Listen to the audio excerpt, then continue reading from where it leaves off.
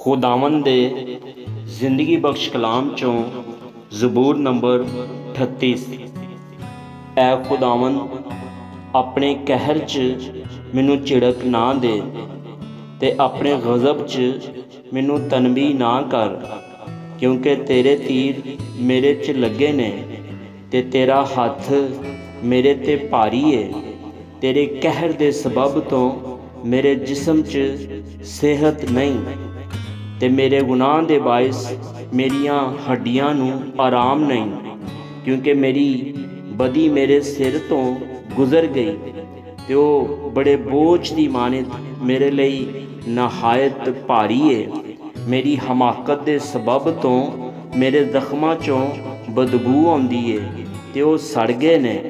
मैं पुर दर्द ते बहुत झुकिया होया वां, मैं दिन भर मातम करदा फिरना वां, क्योंकि मेरी कमर च सोजश ही सोजश है ते मेरे जिस्म च कुछ सेहत नहीं।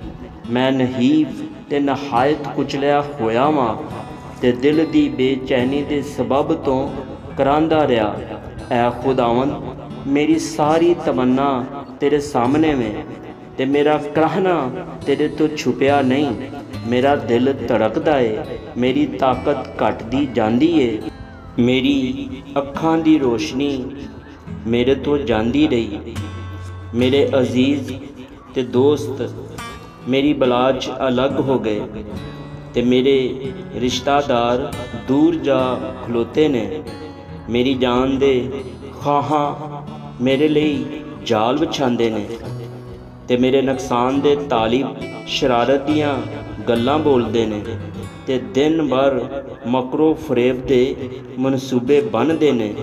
पर मैं ते बहरे दी मानत सुनदा ही नहीं, मैं गूंगे दी मानत मूँह नहीं खोलदा, बल्कि मैं उस आदमी दी मानत हाँ जिन्हों सुनाई नहीं देंदा ते जिदे मूँह विच मलामत दियां गल्लां नहीं, क्योंकि ऐ खुदावंद मैनू तेरे तो उम्मीद है।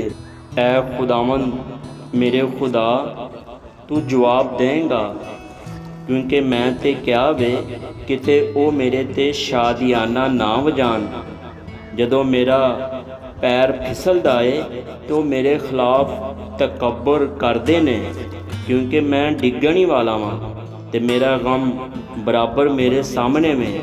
इसलिए मैं अपनी बदी नूं जाहिर करांगा ते अपने गुनाह दे बाइस गमगीन रवांगा।